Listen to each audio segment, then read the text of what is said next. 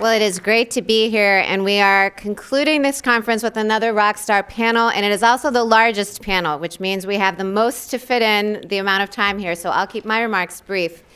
One thing I thought would be valuable to think about as we launch into our discussion is the fact that we only have 27 amendments. So originalists maintain that the Constitution's original public meaning is the law and can be changed only through the prescribed Article 5 procedures. Well, those procedures, we've had well over 11,000 amendments proposed in Congress. We've had hundreds of calls for conventions by the states, and only 27 amendments. So it's worth thinking about how vigorous the amendment process should be. If we can amend the Constitution, what kind of amendments should we have? Should we have amendments addressing technological change, political and social change, interpretive difficulties that we see arise through experience? So our panelists today are going to each bring something different to the table as we talk about these. We're going to start with John McGinnis from Northwestern, and I'll just introduce each of our panelists as they come to speak. They'll talk for about 10 minutes. I'll try to be a strict timekeeper, and then we'll save time for questions at the end. John?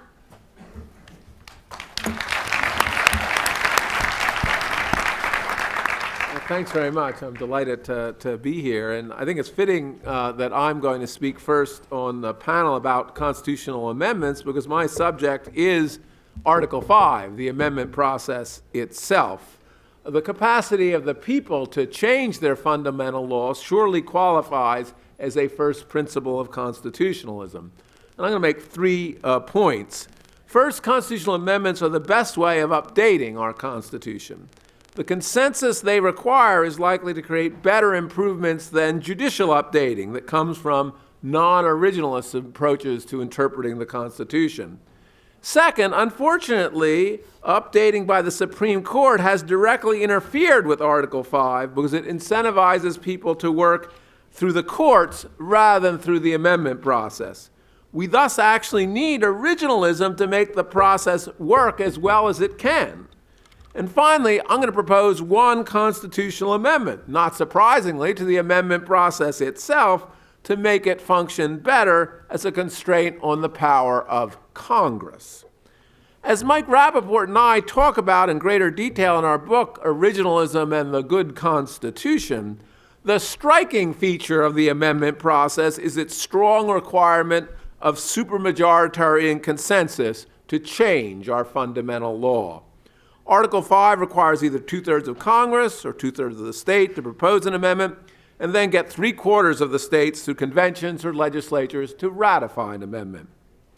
Now, supermajoritarian consensus is a good way to make and amend the Constitution.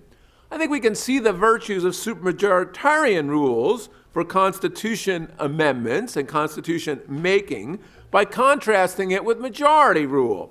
Now, something close to majority rule is thought to be generally the best approach for ordinary legislation. Permitting a majority to entrench provisions in our fundamental law would be problematic. First, because entrenched norms can't be easily changed, controversial amendments can be extremely divisive and partisan. Yet a majority tends to enact divisive and partisan norms. Supermajority rules happily permit only norms with substantial consensus and bipartisan support to be entrenched. And a broad consensus for constitutional amendments maintains the legitimacy, allegiance, and even affection that citizens feel for their fundamental document as it becomes part of their common bond, making them citizens of a single nation. The long-term nature of entrenchments, they last a long time, also makes it less likely that majorities will enact desirable amendments. Individuals have a heuristic problem in thinking about the future. They're too disposed to believe that the future is just going to be just like the past, hence stock markets and housing bubbles go up and up until they suddenly don't. Supermajority rules compensate for this deficiency by restricting the agenda of realistic proposed amendments, because fewer proposals have a realistic chance of being passed. A restricted agenda then encourages a richer stream of information and deliberation about the amendments, improving their quality.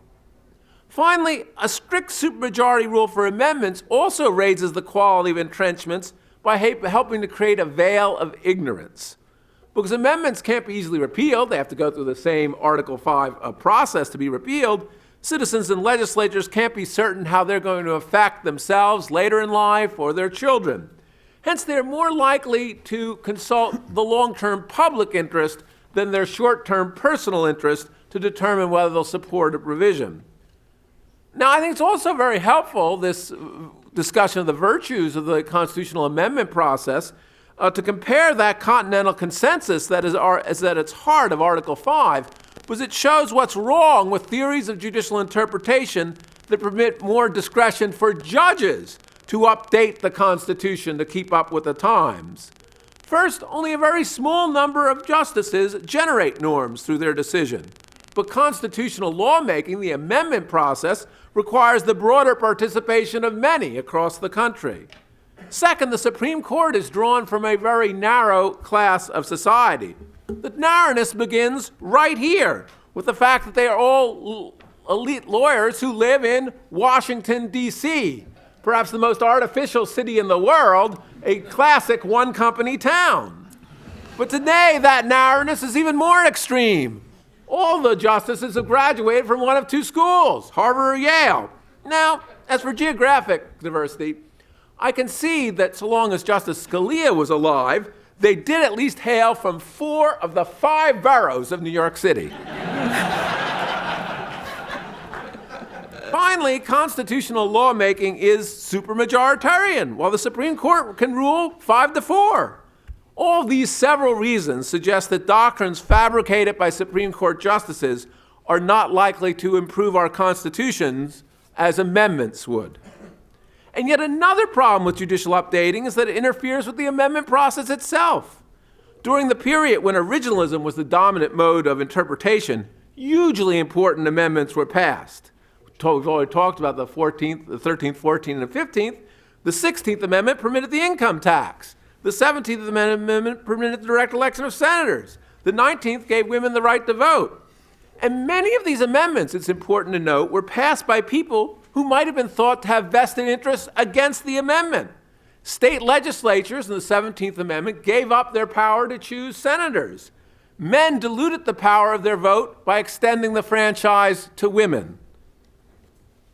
But as non-originalism became more powerful, the amendment process, I think, has fallen into disuse for the enactment of profound social change. And that isn't surprising. It's originalism that protects the amendment process.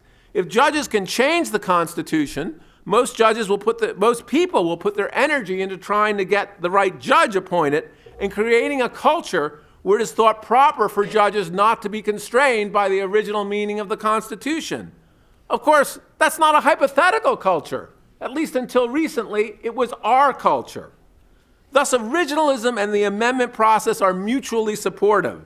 There can be no normatively attractive originalism without the amendment process, because Article 5 permits each generation to enshrine their values in the Constitution. But equally, there can be no effective amendment process without originalism. The amendment process and originalism march under a single banner. And what does that banner read? It says, "We the people, and not we the elite judges rule." Now, sometimes it's said the amendment process is too difficult. That's why we need judicial updating. But as I pointed out, many important, even transformative amendments have been enacted under Article 5. And if we look at the 6 proposed amendments that have fallen just short, those that passed Congress but failed in the state legislatures, it's hardly clear that on balance we'd be better off with them. One would have even purported to entrench slavery beyond constitutional amendment. Another would have created a confusing and unworkable process for apportioning representatives among the states. Now, it's true that the Equal Rights Amendment also came close, but its failure illustrates the problems of non-originalism for the amendment process. The Equal Rights Amendment was proposed directly after the Warren Court, perhaps our most activist court in disregarding the meaning of the Constitution. Not surprisingly, citizens were wary of giving more power to a court that had a history of interpreting the Constitution according to its policy preferences rather than in accordance with its original meaning. And sure enough, opponents played up the possibility during the ratification of the ERA that it would lead to such extravagances as unisex bathrooms. Moreover, the Supreme Court had already taken the wind out of the sails of the ERA. Without examining the original meaning, the court suggested much more substantial scrutiny for sex discrimination. State legislatures could have rationally believed that the court was already going to take care of it. Why themselves take a hard vote? The larger point is this. Many constitutional amendments on the proper scope of federal power, or on the proper bounds of the administrative state, have never come into being because of judicial updating. There are a lot of mistakes, in my view, about a non-originalist interpretation of the Constitution, but its real tragedy, I think, is the amendments that have not been born. Now, I don't want to be accused of Panglossianism, to say we have a perfect Constitution at all. And so I'm going to end by suggesting that there's one important aspect of Article 5 that's not a success. An effective amendment process that must clearly be able to bypass Congress, because we need occasionally to think about amendments that will rein in Congress's power and perquisites. But, for instance, hoping that Congress will muster a two-thirds majority to propose congressional term limits is sort of like expecting that turkeys will vote for Thanksgiving. Unfortunately, the state petition process in Article 5 for amending the Constitution for such matters as term limits without congressional input seems largely broken. It's never been invoked in 2 centuries. And we can explain the reasons for that. It's unclear, for instance, what would be the agenda of the convention that the states would call. Some people even think that the convention would be unlimited, and that makes a lot of very rational people wary of making the whole Constitution be put up for grabs. Therefore, my one proposed amendment would be to fix that process. I'm not wedded to any particular language, but Mike Rappaport has a good proposal. Let state legislatures come up with a common proposed amendment, and it'll automatically go to the states for ratification without intervention by Congress. And it will be ratified by the same process by which amendments proposed by Congress are ratified. But with that one amendment to the amendment process aside, the most important thing that can be done for the amendment process is to follow the original meaning of the Constitution. That, in turn, will create a more vibrant culture of constitutional democracy, where social movements push their own constitutional amendments, and we will have a nationwide debate about them. I'm very much looking forward to my fellow panelists' recommendations for additional amendments that will exercise this very important first principle of our constitutional order. Thank you very much.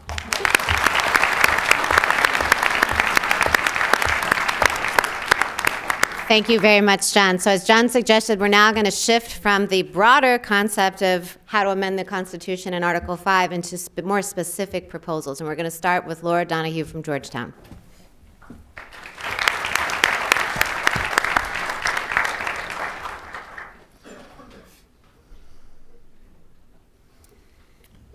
All right, thank you very much. And I'd like to thank Ethan and Darina and Zachary and everybody who put this fabulous conference together. It's really an honor to be here. I'd like to start out by proposing an amendment to take account of the digital world in which we now live. Specifically, I propose that we adopt an amendment that reads, "The right of the people to be secure in their personal information against government access, duplication, examination, and analysis shall not be violated, absent a warrant supported by probable cause, verified by oath or affirmation, and particularly describing the information to be accessed, duplicated, examined, or analyzed.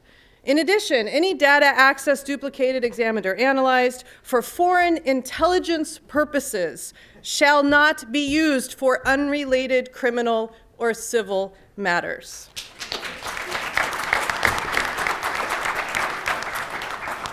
Why these amendments?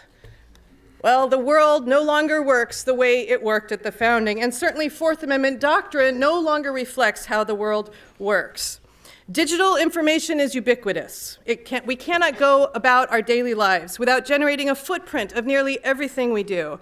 The resulting data is accessible, recordable, and analyzable. And because it is digital, it can be combined with other information and generate new insight into ourselves that even we do not know. At the same time, data is non-terrestrial and it is borderless. Bits and bytes populate an alternative world. They may be held on a server, but their generation, their transfer, and their availability are not tied to territory, which undermines doctrines that rely on a three-dimensional world. Technology, moreover, embodies an efficiency drive. Innovation makes it possible to do more, to do it better, to do it cheaper, and to do it faster. So more information is being captured, even as resource expenditures required to get that information steadily decline. Simultaneously, we have digital interfaces that are rapidly proliferating, replacing traditional modes of interaction. This means that new kinds of information are now available that were never available before about our lives. It has become a non-option at the same time to eschew the digital world if we want to live in the modern age. In short, digitization has propelled us into a new era. And the traits unique to a digital world are breaking down the distinction on which the court has relied for decades to protect individual privacy. Private space versus the public domain, personal versus third-party data, content versus non-content, and domestic versus international. What do I mean by breaking down? Well, the distinctions between these categories are becoming blurred. Information that was previously protected is no longer protected. Categories are failing to capture incredibly important privacy interests at stake. And with no use restriction, if you have no privacy interest at the outset when the information is collected, then you have no privacy interest when that information is amalgamated and analyzed and applied to completely different situations. This is the ex nihilo problem. Judge Egan referred to this in her Fisk memo. She said that some sort of privacy interest doesn't just arise ex nihilo. 0 plus 0 is 0. Well, it's 0 plus a terabyte, which is a hell of a lot more than 0 at the end of the day. At the same time, we have resource constraints that are rapidly diminishing. If we do nothing, if we don't adapt our Constitution, then we will see our constitutional protections, privacy specifically, narrowing steadily in the future. Consider, for instance, the distinction between public and private space. The court has long relied on the borders of the home to decide whether something is private or not. And it's worth noting, actually, that as an originalist matter, going back to John's remarks, curtilage meant open field. It did not mean 2 feet around the house. It actually meant open fields or the messuage or land associated with a house. But since Chief Justice Taft in Olmsted, that has steadily narrowed the amount of private area. Even when we shifted to people and not places with cats, the physical world remained dominant. So smoke from a chimney in Air Pollution Board versus Western Alfalfa. Open fields in Oliver versus United States in 1984, or U.S. versus Dunn in 1987. Garbage put out on the curb in Greenwood in 1988. And pot growing behind a 10-foot fence inside a 6-foot fence. All of this is unprotected because the naked eye could see it, including from an airplane flying overhead or a helicopter hovering above somebody else's property. No more so are you protected in a car driving along the road with a beeper in U.S. versus Knotts in 1983. The argument for not protecting these public actions at some level makes sense.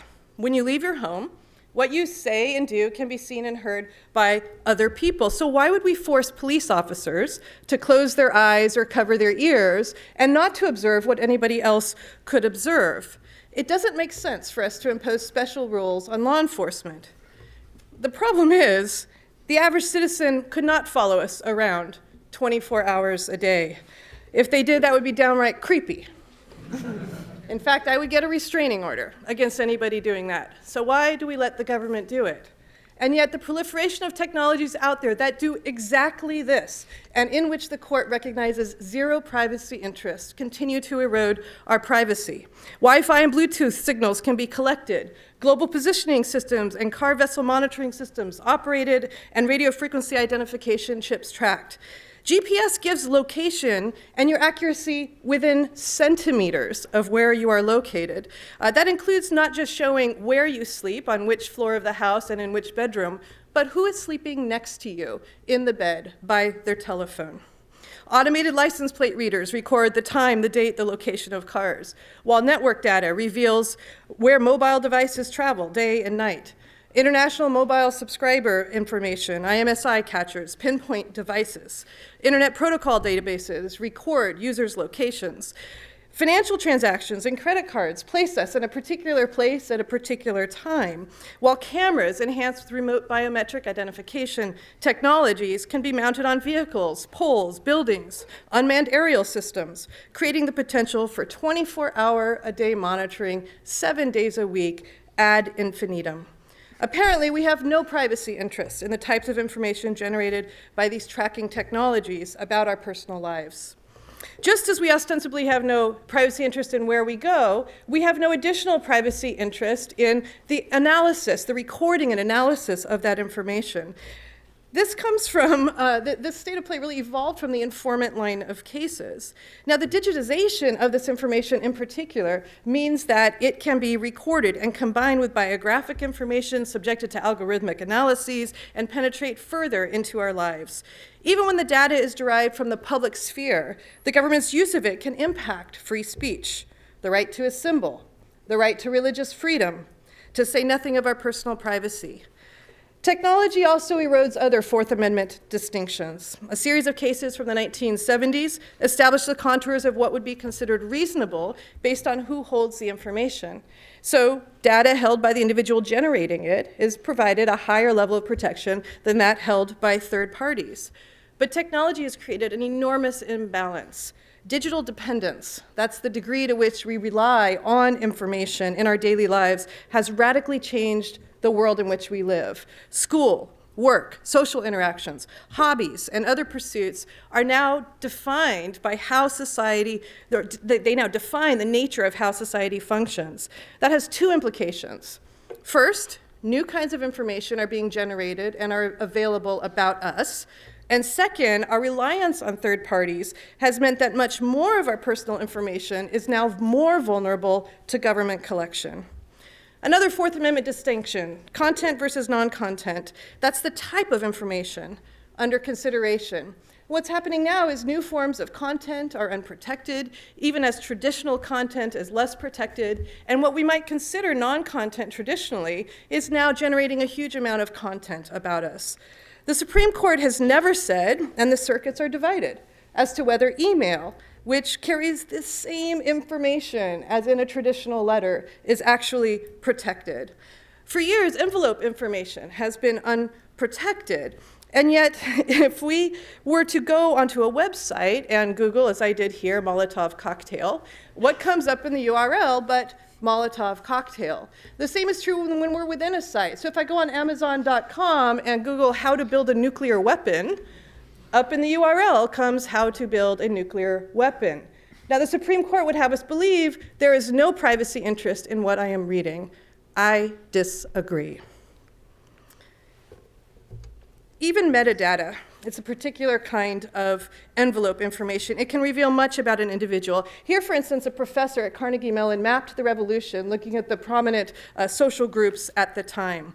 If you look at the individual members, there is one person who has what's called the highest eigenvector centrality. That's a power point based on your relationship to others in that social network, based on their power positions and how close you are to them. That is, if you were to act, you could influence others to act in a certain way. When you run the regression equation, you end up with Paul Revere as the linchpin. Now, some people look at this and take hope and think we're in a great new era. Others are quite concerned. Now, Stuart Baker, who is the NSA General Counsel, explained, metadata absolutely tells you everything about somebody's life. He continued, if you have enough metadata, you don't really need content. It's embarrassing how predictable we are as human beings.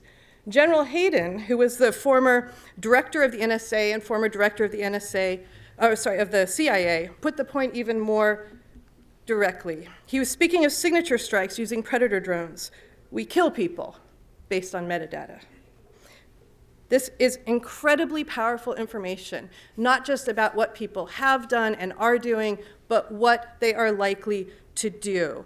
And yet that is exactly the kind of information that the Supreme Court has historically said we have no privacy information in that data. Differentiating between domestic versus international similarly is an apposite to our digital world. It used to be that you could distinguish between conversations within the United States versus those overseas. For the former, for the inside the United States, you needed a warrant, and if you were outside the United States, pretty much all bets were off, and this made sense. Now, however, we have the internet, and the path that communications take is anything but direct. Communications fly around the world at literally the speed of light, and we have no control over where that information goes. So that same conversation that at one point would have stayed wholly within the United States now might traverse US borders. And as soon as it does so, it is vulnerable to collection because our Fourth Amendment doctrine only recognizes privacy within the borders of the United States.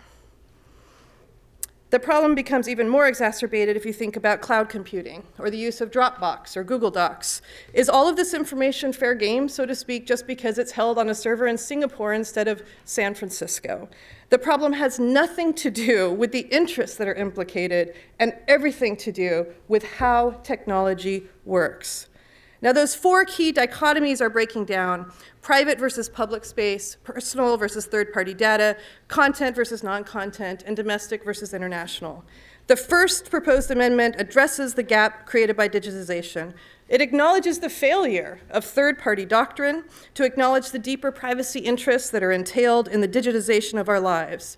It restores the ability of the court to expand our understanding of content, and it allows the court to depart from the terrestrial grounding of the Fourth Amendment as exemplified in private versus public space, or domestic versus international, to limit the steady accumulation of government power. The second part of the amendment deals with the ways in which the weaker protections that have been put into place post 9/11 for national security purposes are bleeding over into the criminal realm. Together with the failure of the Fourth Amendment doctrine to provide a stopgap, I see this as the most serious threat to liberty today. Thank you.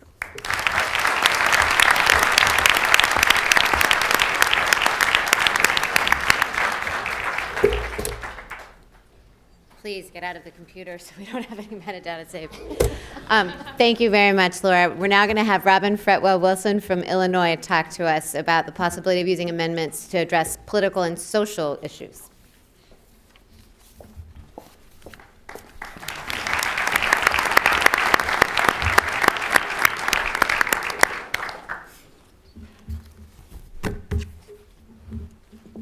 Thank you so much.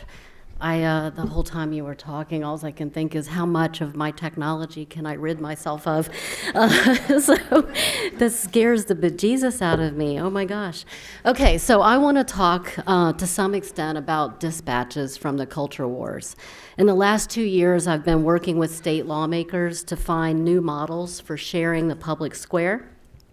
In essence, writing a new kind of public accommodations law in which LGBT persons can be treated with dignity and not turned away from a business, for example, as they could be in Virginia today, but at the same time that religious people would not lose their livelihoods or be driven from the public square as a result of that.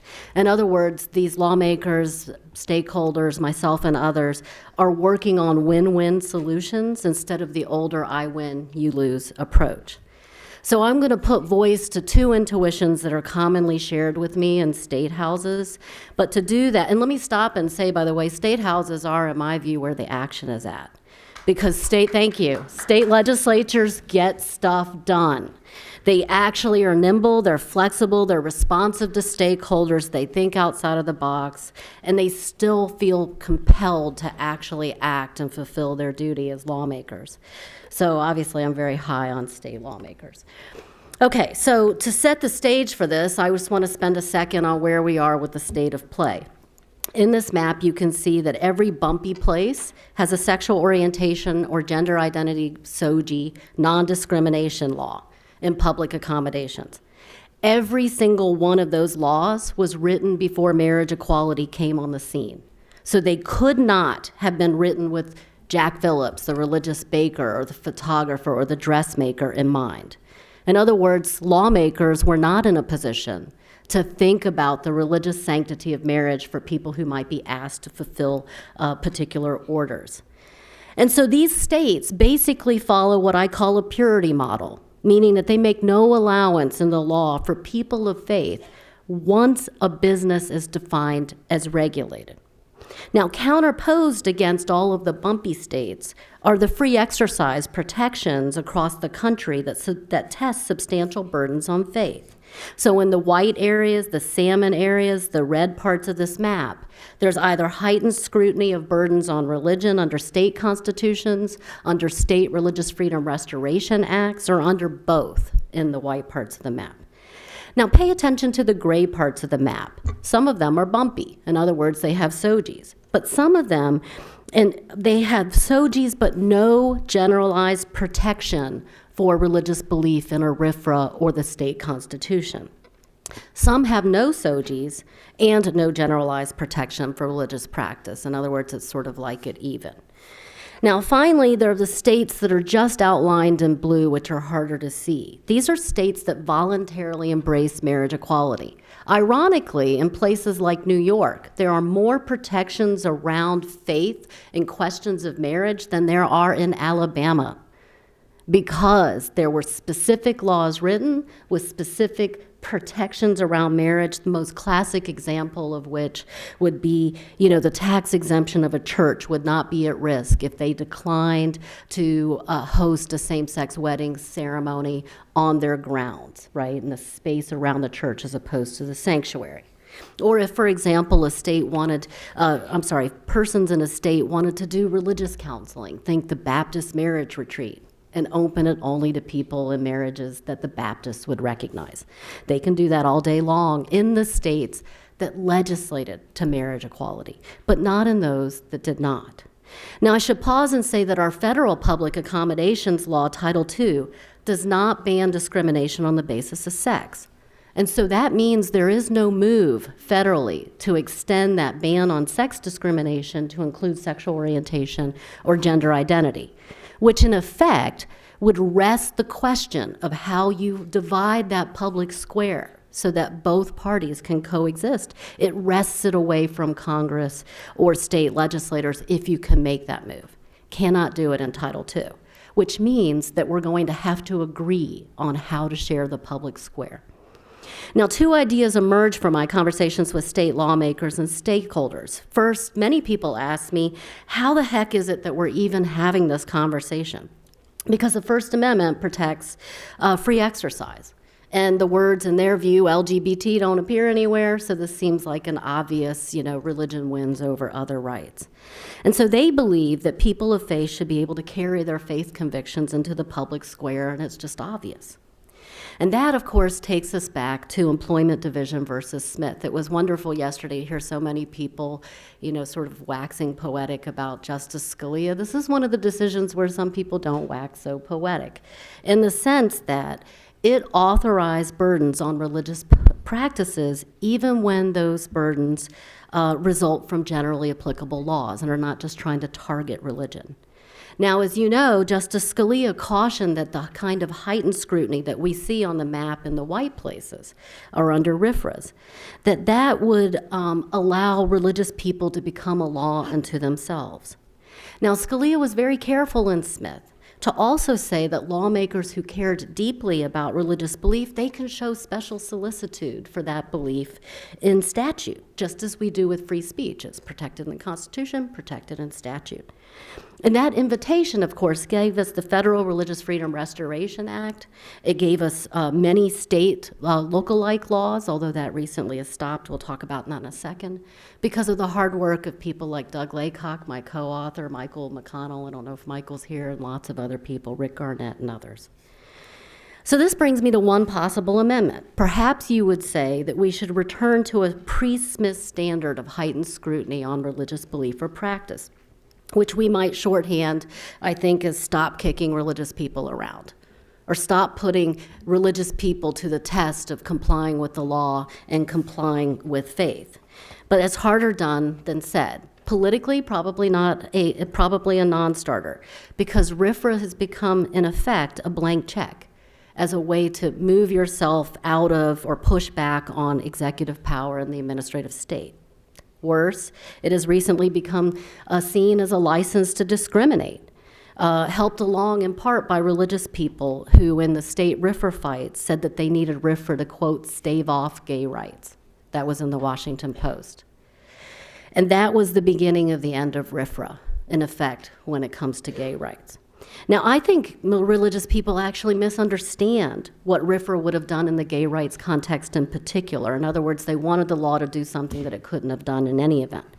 So across 25 years, we've seen RFRA successfully invoked only once against a non-discrimination statute, and that's presently on appeal.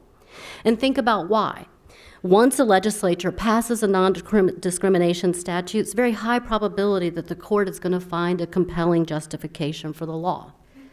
And because courts are not in the position to have hearings and take testimony and bring stakeholders together and think outside of the box and find a better model, it often means that there's no obviously less restrictive way than just banning discrimination. So even if it was viable, an amendment like that would underprotect persons of faith who need specific protections in non-discrimination laws. And that's going to require legislation, which requires that people come together and decide what to do. So I'll pivot now to a related frustration that's shared with me by lots of people, which is that regulators are in effect co-opting these questions by acting. And here I think the extension of Title IX from sex discrimination to include gender identity would be like an example that's commonly raised. How many people think that went beyond Congress's specific intent? The idea that you'd be protected, in the bathroom of your choice, that type of thing. You think it went way beyond Congress's specific intent. Okay, so a second amendment might be directed at agencies, and it would read something like, stop pretending you're Congress. That's not who you are, okay? And even this, I think, would be hard, but it has a lot of reflexive appeal to many people.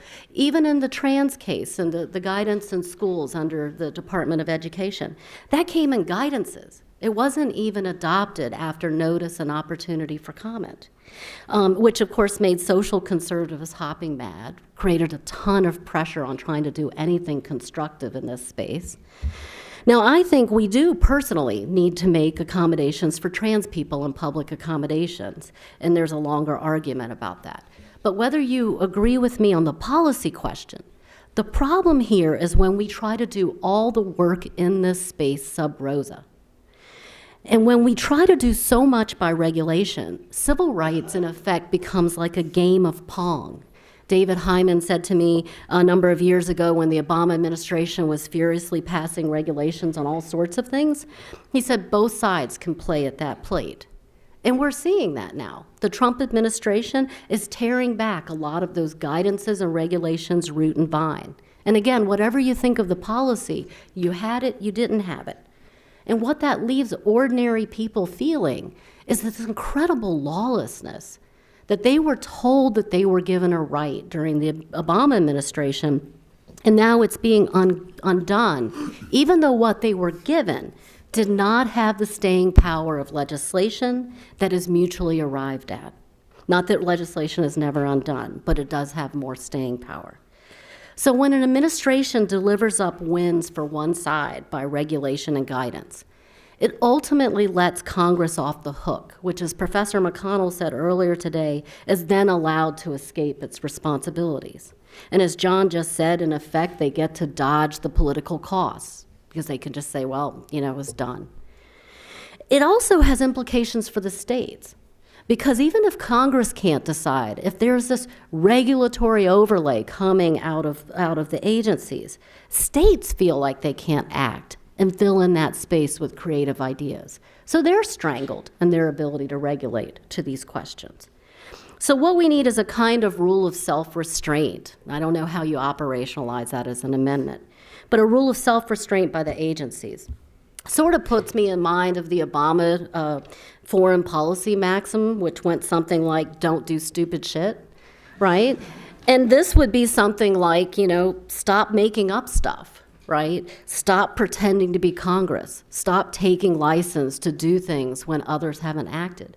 Because it means that the people who are charged with the responsibility for sorting out these questions are really disabled from doing so in profound ways. Okay, thank you.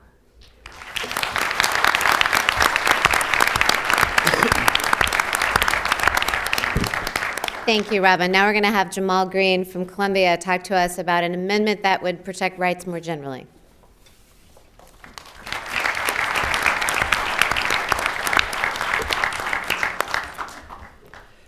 Thank you.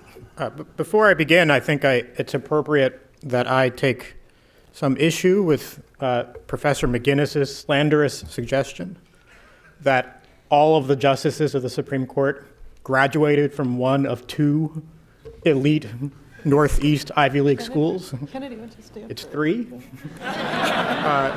Ruth Bader Ginsburg is a Columbia graduate. So there you go. There you go. I fear that'll be my only applause line today.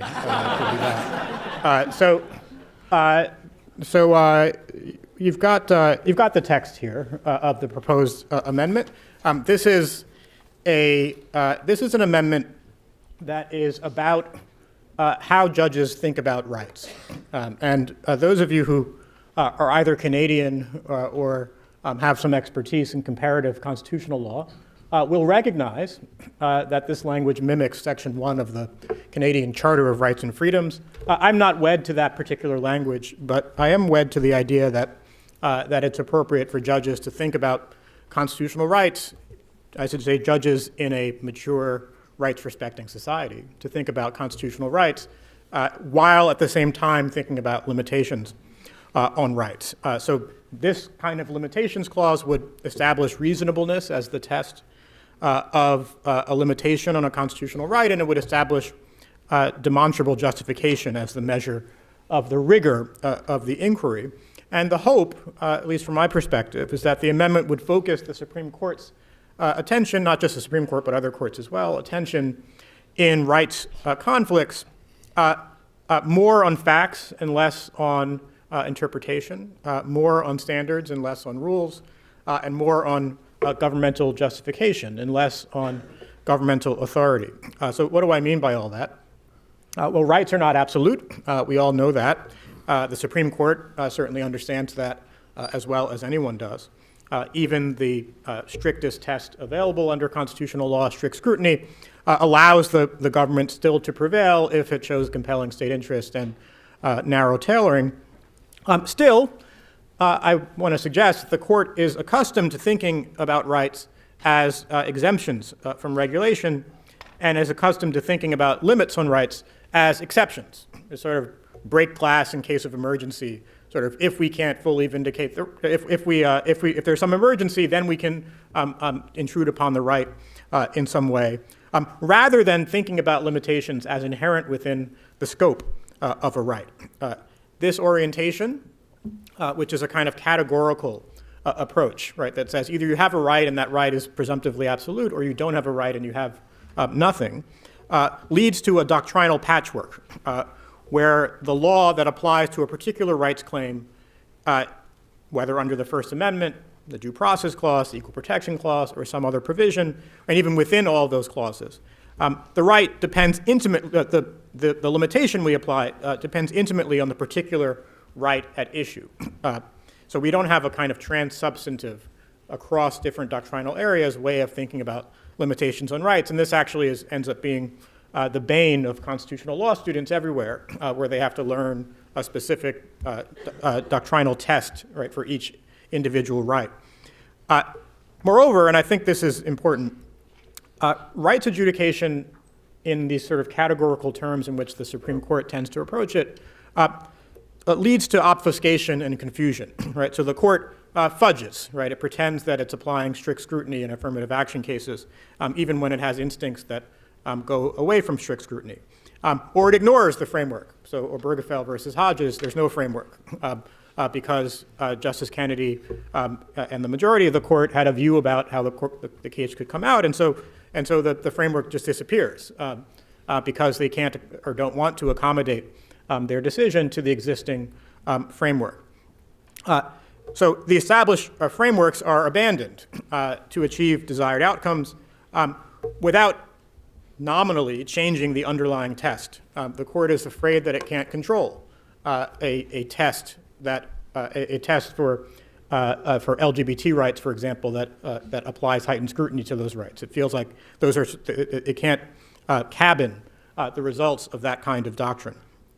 So for fear of the absence of limits, right, for fear that we actually don't have the kind of doctrinal adjudicative technology to develop limitations on rights, we, for example, in religious accommodation conflicts, we don't understand those conflicts as being genuinely conflicts of rights, right? The court is encouraged to sort of assign the right to one party or the other. So in Masterpiece Cake Shop, the question is, who has the right, right? It's not dealt with sensitively as a conflict of rights on both sides.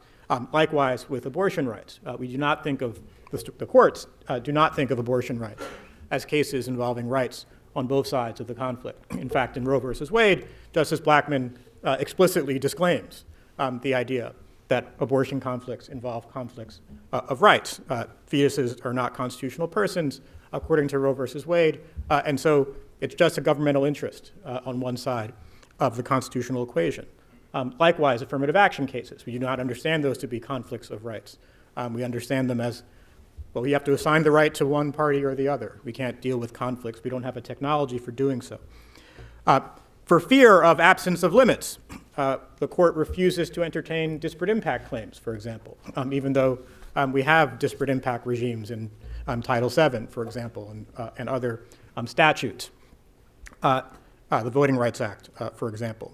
For fear of the absence of limits, we don't entertain the possibility of social and economic rights. The court says this more or less explicitly in San Antonio Independent School District versus Rodriguez, so that what results is that our instincts about justice, which might suggest that food or healthcare or education is more important, for example, than the right to contribute unlimited money to a super PAC, instead of rights tracking our instincts about justice, rights track what courts believe they have the technology, the adjudicative technology to cabin, rather than what is required for human beings to flourish or live decent lives. Much of the rest of the world, almost all the rest of the world, as far as I can tell, thinks about rights differently. So rather than understand rights as exemptions from regulation, many other jurisdictions understand rights as prima facie entitlements that place a burden of justification on the government. Right? So the typical rubric is called proportionality. It takes a number of different forms, but it's a trans-substantive, trans-doctrinal test that asks a series of questions. A question about the legitimacy of the governmental interest, a question about the means-ends fit between the regulation and the goal the government is seeking to vindicate, a question about the necessity of the governmental regulation, and then a basic question of whether there's gross disproportionality between what the government is trying to achieve and the burden on the rights holder. Typically, in a jurisdiction that adopts a proportionality approach, courts have a somewhat promiscuous attitude towards rights recognition in the first place. So you've got lots of rights, but a more limited understanding of how much the government has to do to overcome a right in the first place, right? So you put more weight on analyzing limitation, less weight on deciding, well, is it, which of a million different First Amendment categories does this fall into? Is this a disparate impact claim, or is it a direct discrimination claim, and so forth? So you abandon the kind of ex ante categories in favor of balancing on the back end. And so the idea would be to get the court to internalize the proposition that the fact that someone has a right does not mean that she should win her case.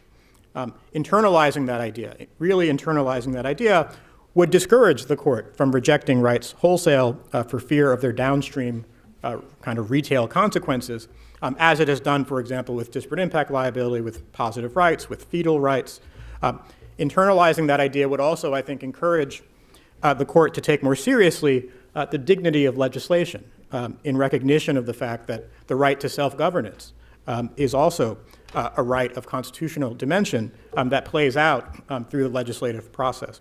And so here I'm thinking, for example, of the proliferation of aggressive judicial enforcement of the First Amendment in the face of good faith efforts to address campaign finance, food safety, invasions of privacy, other complex problems. Right? And this is why I said in a mature rights-respecting society, that's the society I'm presuming, because the typical constitutional conflict, the typical paradigmatic constitutional conflict in the United States is one where the government is trying to solve a difficult problem in good faith, right? And so the question is not, is the government a bad actor, right? As the question might have been when we're talking about an anti-sedition law, or talking about a law against communists, or we're talking about Jim Crow. The question is, did they go too far, right? Which is a qualitative judgment, not a black and white categorical judgment.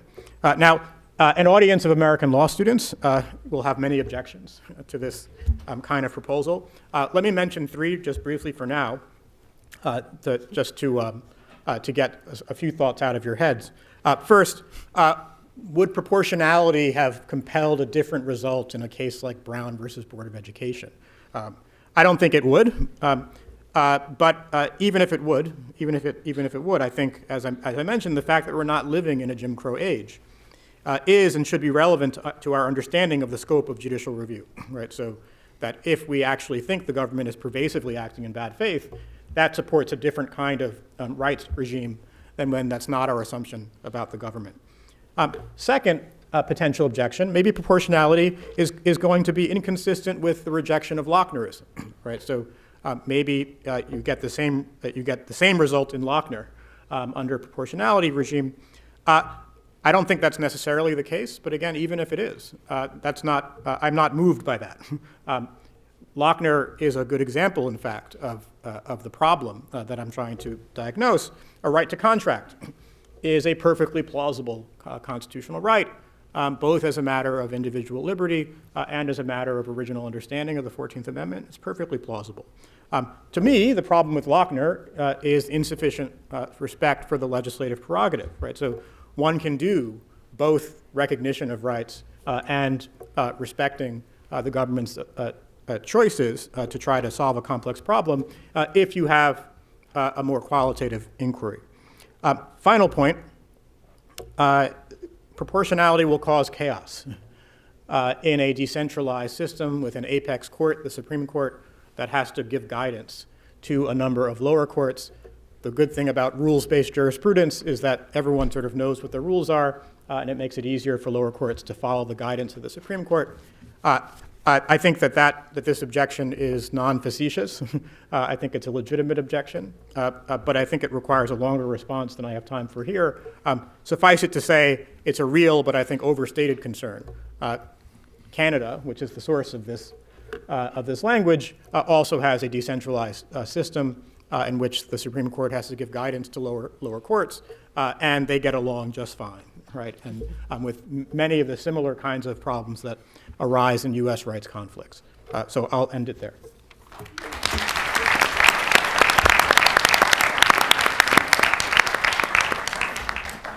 We will end with Michael Greve, who's going to talk about the spending power.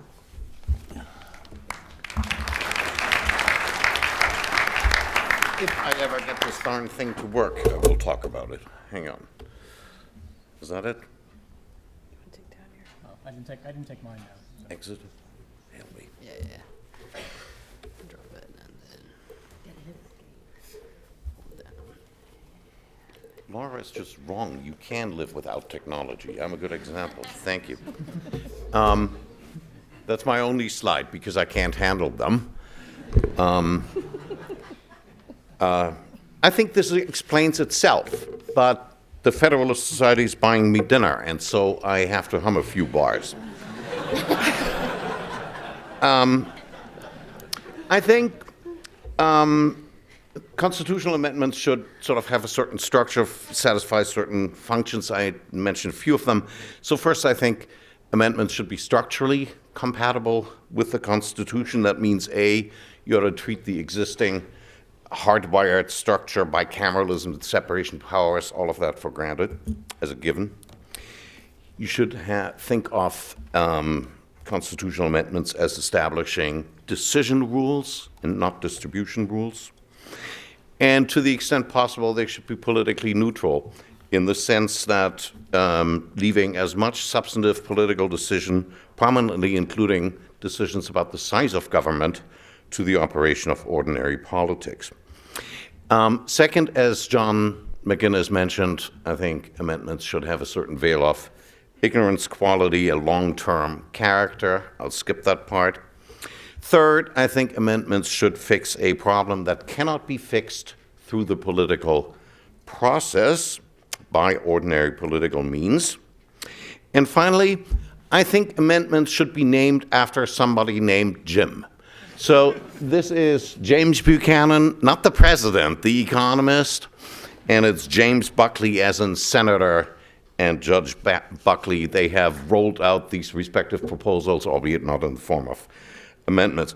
I think these amendments belong together in my imagination. Both obviously have to do with fiscal matters, routine peacetime debt finance, the increasing fiscal imbalance between the feds and the states, and they address a common set of problems that have a common source.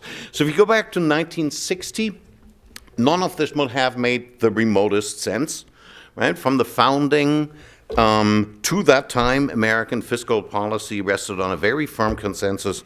We run up debt in wartime and pay it back in peacetime.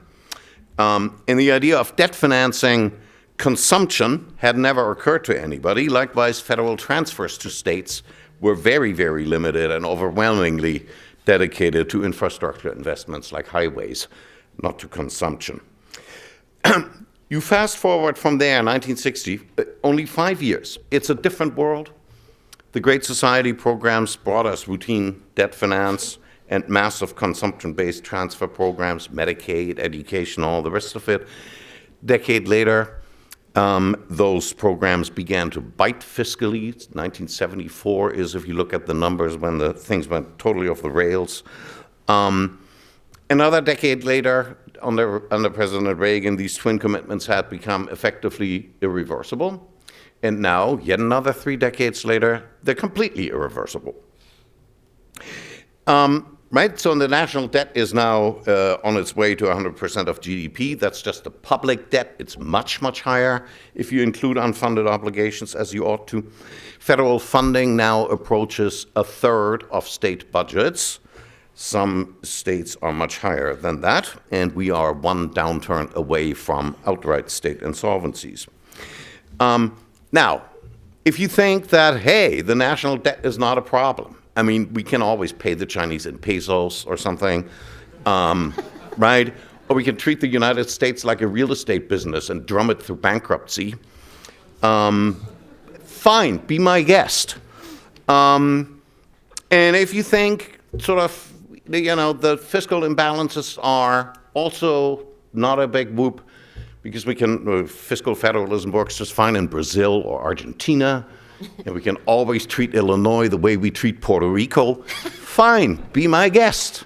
But if you worry, you'll share my further worry that we can't do much about this, right? Because these two twin commitments to debt finance and to fiscal transfers rest on an overwhelming, unassailable social and political consensus, and it goes like this. First, let's be a modern country like Germany or Sweden. Second, let's not pay for it. And third, let's lie to ourselves about it. No politician is willing to change that 3-part consensus. And that's not because they're cowards or Washington is a swamp. It's because our politics is quite efficient. Because folks who challenge that consensus won't be office holders for very long. And so they're self-selecting. Even if you could challenge this consensus, I think the political system could not conceivably recommit to the 1960 state of affairs. I think fiscal credibility really is like virginity. And that's why it's a fitting subject for a constitutional amendment. So these amendments are recommitment devices, right? They're necessitated by the demise of some of the unstated propositions or presuppositions that underpin the Constitution. They don't enshrine any particular policy any more than the original Constitution. The Buchanan Amendment is consistent with any level of government spending, provided we pay for it. And the Buckley Amendment is consistent with any kind of transfer payment, provided we pay it to people and not to politicians. I'm not ready to any of the details here, right? So you can tie the Buchanan Amendment to, I don't know, an energy tax, a gas tax, a VAT. Jim Buchanan himself wanted the tax to be raised in the most inefficient, oppressive way possible to teach people a lesson. I've just tied it to the income tax because, it's already out there and can't go away. So, but I mean, I'm open to other suggestions. And similarly, the St. Jim Buckley envisioned zero fiscal transfers to state or local governments. I've plugged in these 3% so that nobody can yap that, if your proposal becomes law, Georgetown could still get federal grants, and UVA or GMU couldn't. I realize the ceiling would become, the ceiling would also become a floor. I'll live with that. I think in a constitutional moment of reflection and choice, to borrow Mr. Hamilton's splendid language, no sentient human being would choose our existing regime of unrestrained debt finance, uninhibited fiscal transfers, and institutionally entrenched self-deception, but they might just choose these amendments.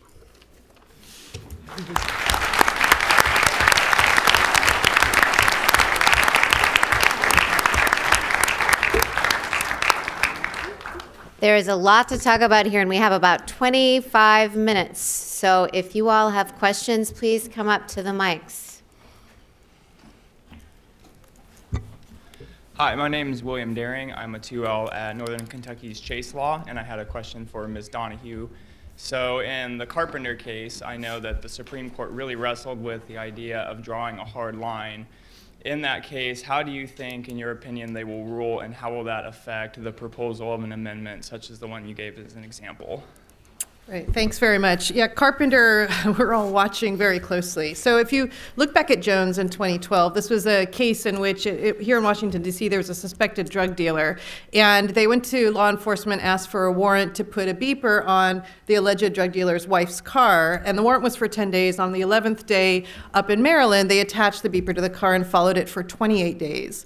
And that case, Justice Scalia authored the opinion and said it was a trespass on the car, which prompted Justice Alito in that particular case to say, this is essentially the case immediately prior to Katz that signaled, which was also decided on trespass grounds, a Spike Mike case, and said, look, this is that case, the Silverman of our generation, because Justice Alito and Justice Sotomayor, even more strongly, a shadow majority of the justices, suggested that 28 days monitoring was too long. Justice Sotomayor went so far as to say she would jettison third-party doctrine altogether.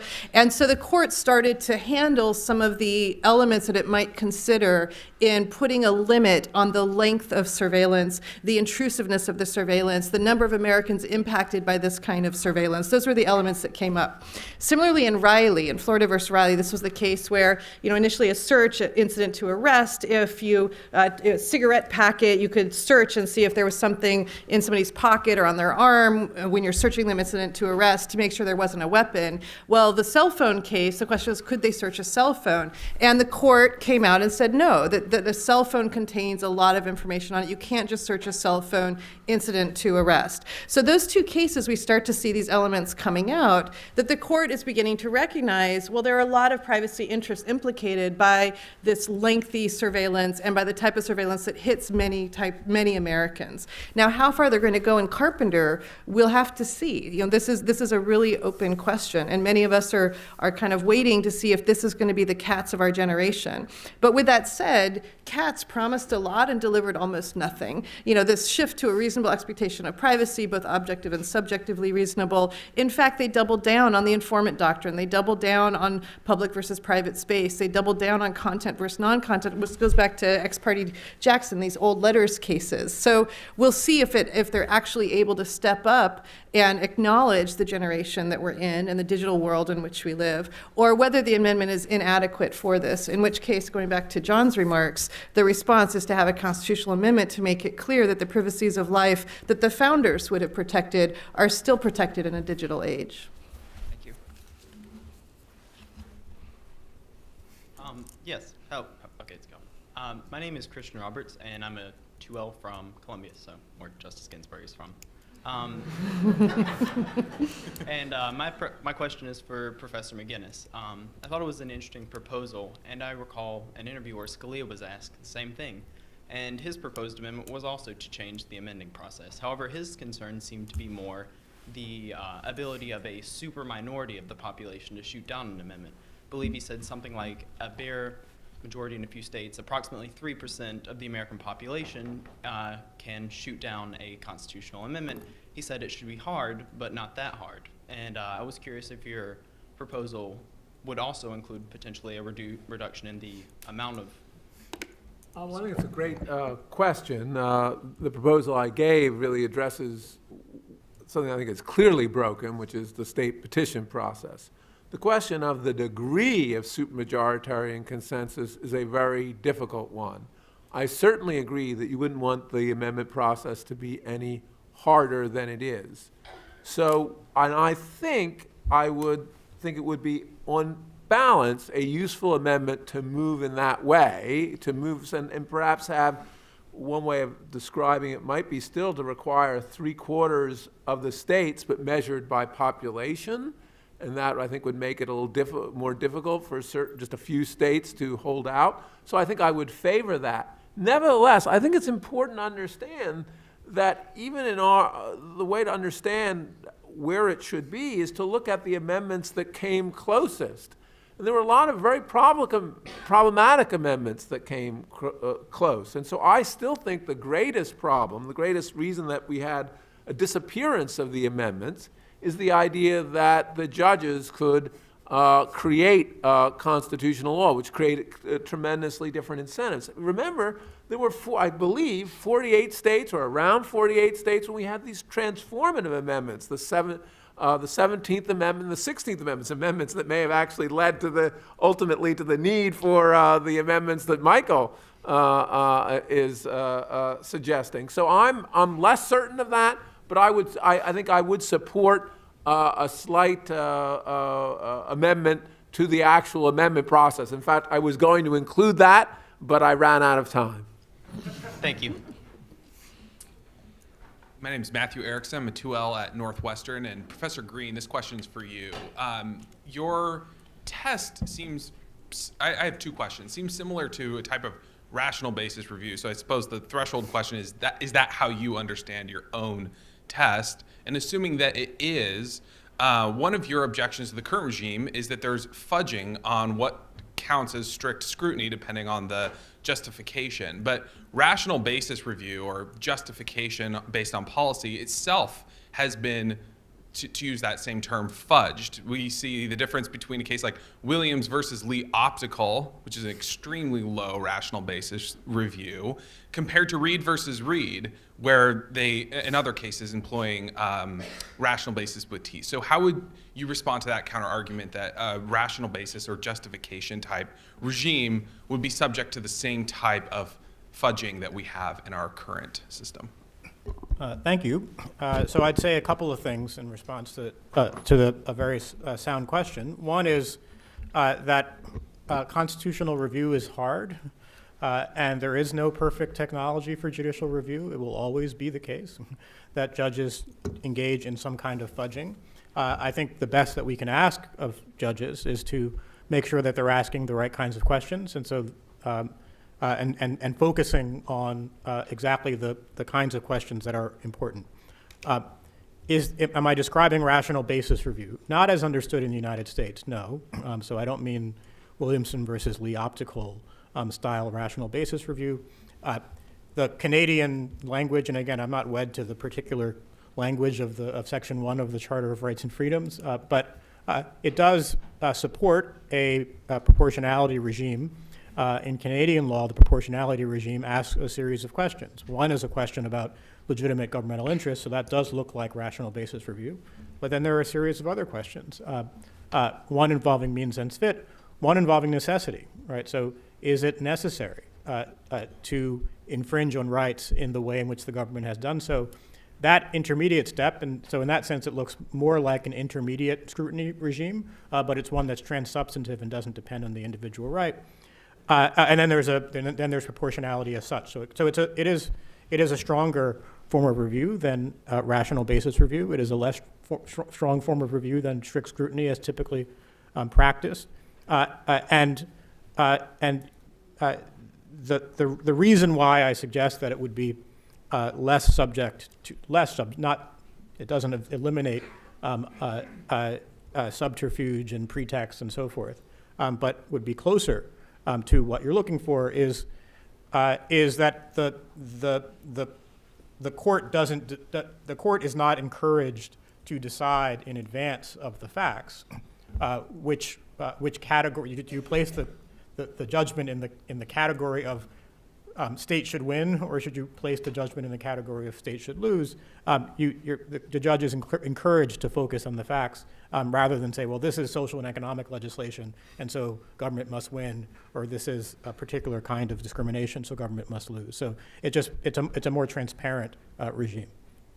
Thank you. Hi, my name is Evan Schragi. I'm a 3L at Loyola Chicago. Professor Donohue, I had a question about how would your amendment change the outcome of a situation like the San Bernardino shooting, where the government tries to get into the cell phone of a suspect who's dead, and so they can get if they can get a warrant or things like that.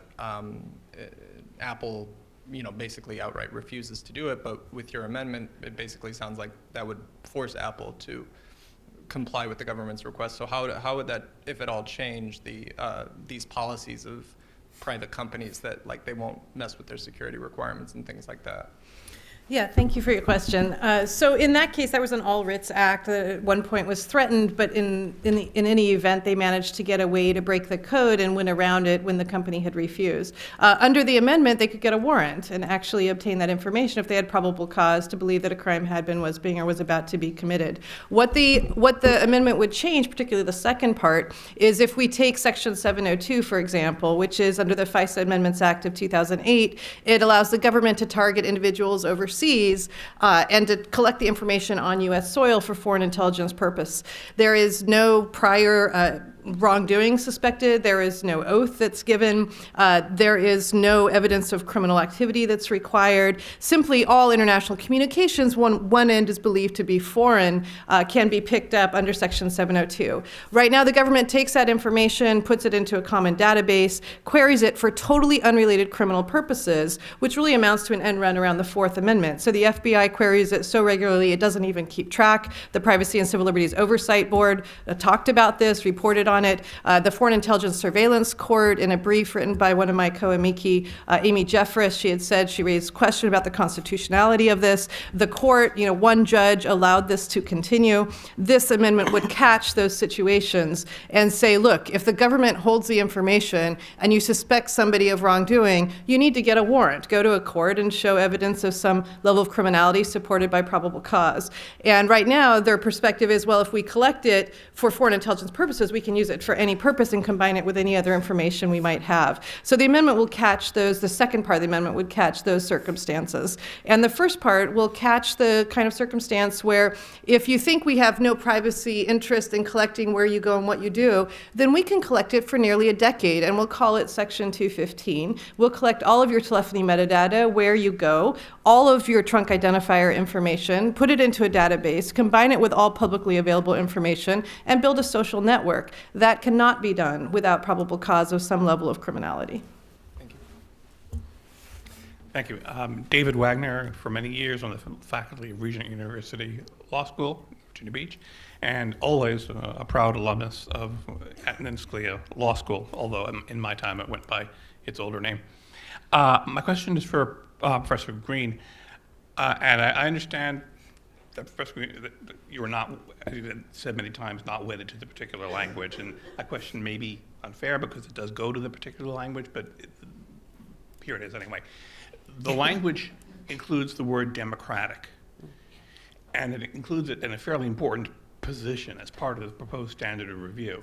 Now, as far as I know, there is no, the word democratic or democracy, any of its cognates, do not occur anywhere else in the Constitution, and yet they are very controverted concepts. People don't even agree what democracy is.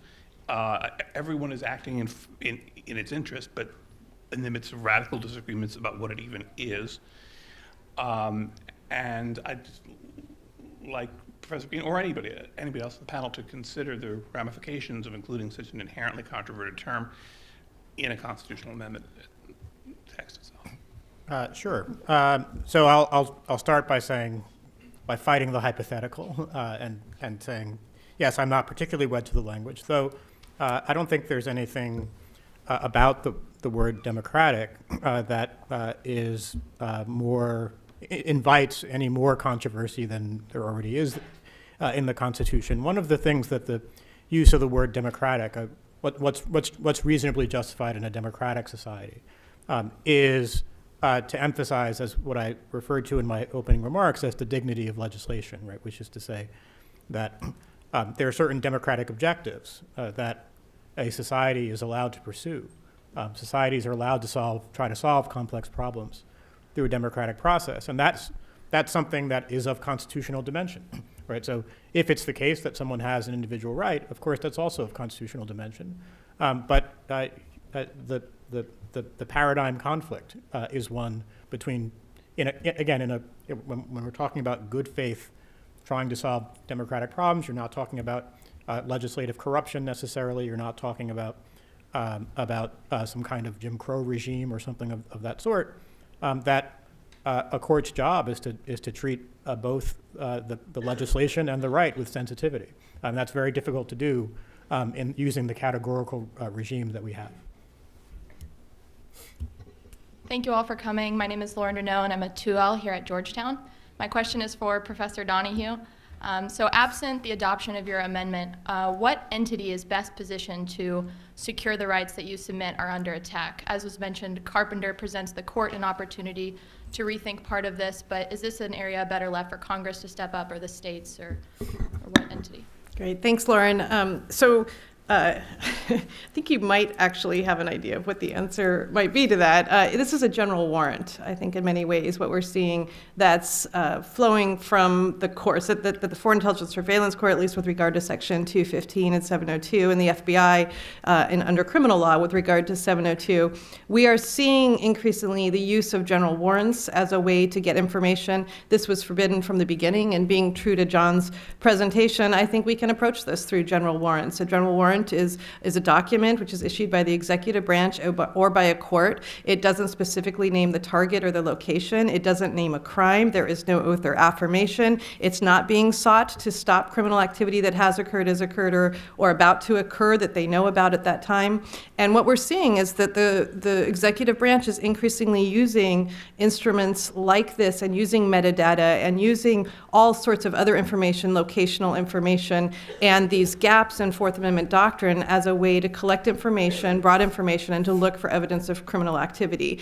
And that's not how the Fourth Amendment works. So I think there's an originalist response that that the courts should take at this point to say that we don't allow general warrants. That's what unreasonable meant, was against the reason of the common law. The common law did not allow general warrants. You can go back to the founding and look very carefully at the language for what that meant at the time.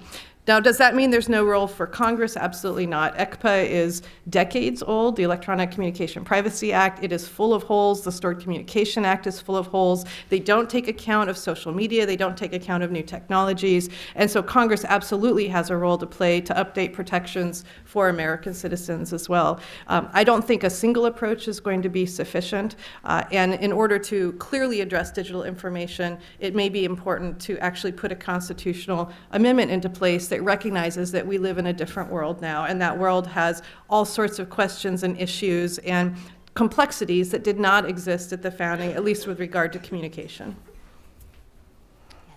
Thank you. I'm Jacob Sheppard. I'm a 1L at Columbia. And this speaks a little bit to both what Professors Wilson and Greene were talking about. But for better or worse, the United States is kind of out of step with a lot of the human rights kind of apparatus and legal thinking around the world. Again, I say for better or worse. I have a feeling a lot of people in this audience would think for the better, particularly because of our exceptionally strong protections for speech and religious observance. In both of your, I think both of your proposed amendments spoke to that to some degree, especially drawing from the Canadian example, and where there's been some conflict around particular LGBT issues and speech issues in Canada. So could you speak a little bit to whether your proposed amendments are seeking to kind of redress that conflict, or would, maybe not specifically looking to, or would redress that conflict, or kind of would exist within our current framework of those exceptionally strong protections and continuing to kind of go along that path? Should I start, Jamal? Well, I'll just say I actually think the amendment that many people voiced to me is not going to get legs, and in the LGBT context isn't going to have any purchase because of, if what you're contesting is a state anti-discrimination statute, the state had made a finding at that point that there was a compelling interest. And for them to find a less restrictive means, it's sort of like in Hobby Lobby. That was easy because they extended the concession that the Obama administration rightfully had given to religious nonprofits. And they said, oh, well, then you obviously could port it over here to the closely held corporation. Not so obvious that they would have been able to find that out or reach that outcome absent what the Obama administration had already done in trying to meld interests. So I think at the end of the day, what really is the problem here is we are too focused on rights, right? So at this point in the country, you have a public square that, in a number of states belongs wholly to, you could just shorthand as the LGBT community, and they can tell religious people, get the hell out. And in the rest of the country that we saw that wasn't bumpy, it's reversed. And so religious people can literally say, get the hell out of my shop in a lot of the world. Neither one of those answers should be acceptable to us. So I think we're just going to have to sit down as a community and write rules. What's really smothering the capacity of state lawmakers to do that hard work is when the feds try to push down parts of that, what would be both parts of that sort of bargain, one side only, and then it makes it difficult for state lawmakers to want to step into that. And right now you have everybody in blocking position. We've had no new anti-discrimination law full on for the LGBT community in public accommodations since 2008, which was really the beginning of the bathroom narrative, i.e. about trans people, and the beginning of the Baker problem. And so right now, if we don't solve those two problems, there will be no protections unless it's demanded by the court in some way.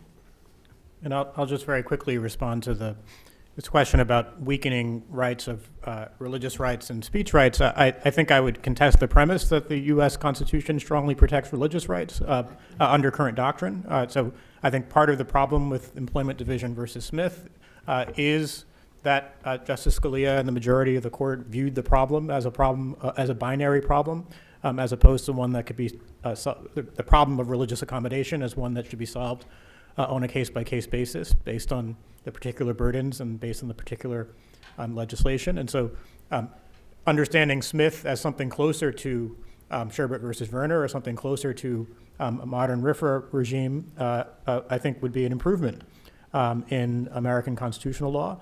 And it actually interacts with speech, because we use speech as this catch-all for all kinds of objections to policies, because we know we have a strong free speech regime, but we don't have a strong regime of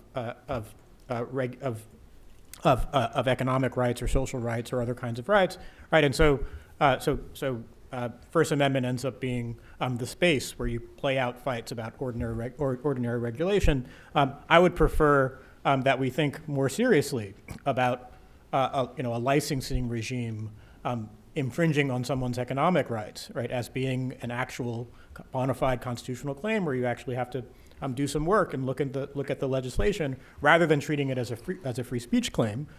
Likewise, Masterpiece Cake Shop, I think, is not really a speech case. I think it's really a religion case, but it can't be a religion case because of Smith. And so you create this sort of he gets an accommodation because he makes really awesome cakes, but that's not really the crux of his rights claim, right? So I think that's the kind of transparency that I'm interested in. So I just want to add, actually, just as a comment on that, and the burden borne by speech, is it really reflects the extent to which participatory democracy has become the cornerstone of our First Amendment jurisprudence. And so I wonder, partly with an eye towards your suggestions, the extent to which, for instance, the right to assemble and the right to petition government, this is pretty much a forgotten right, but it was seen by the founders as far more important than speech and assembly and religion was the right to petition government, and the extent to which that protected minority groups at the founding. That seems to me to be a much more able vehicle than all of this pressure that's put on speech, which I really think is the participatory democracy kind of trump card that's played and that has increasingly dominated First Amendment doctrine. I think we have time for one more, so you get to bring it to a close. First of all, thank you so much for your time, all of you. My name is Rusty Lane. I'm a current senior at Hillsdale College, where I'm a member of their undergraduate chapter. This fall, I have the honor and blessing to start at Judge Barrett's alma mater, the University of Notre Dame, for law school. So I have a couple of questions. They're brief. First of all, with respect to Section 2 of the Buchanan Amendment, mentions that Congress shall have the power to suspend the operation of this amendment. Is there anything in the amendment that would preclude Congress from suspending the amendment indefinitely? And second of all, more generally to the rest of the panel, notwithstanding Professor McGinnis, if you could briefly summarize your thoughts on the Article 5 Convention of the States project, I'd be very grateful. Thank you so much. It could suspend it, the way I read it, for any fiscal year is meant for any individual fiscal year. Could they play that game in theory every year? Yeah, probably, but then again, there are situations where you probably have to do it, right? So big wars, that's the kind of thing, that's why you need something like that escape hatch under any circumstances. Thank you. And I'll let John handle the business about the convention. So nothing I'm saying is saying that I'm necessarily opposed to the Article 5 Convention of the States. I'm a skeptic that it will occur because the reason is that there's this concern that there may be a runaway convention. And you might think historically that's not a concern that is irrational to think about in terms of our Constitution, because there are some people who, of course, think that the original Constitution was a runaway convention. So that's, I think, the concern that may actually defeat what I think is a very useful check on Congress. I think that's been an enormous problem in our constitutional structure, that we have a constitutional amendment process that is not at all well structured to reining in Congress. And we really need to fix that. That's the most important problem, because otherwise we don't have a way of creating, or even considering things like term limits, cutting back on Congress's power. I'm not saying whether those are good ideas or not, but those are certainly legitimate ideas that actually may be also very important escape valves to discuss, to deal with some often populist revolts, sometimes justified against our legislature. So I'm not at all against this. I'm saying that I don't think it's going to succeed, given the history of this, and I'm trying to give an amendment that's going to allow a little more state rebellion from time to time. With that, let's thank our panelists and call it a night.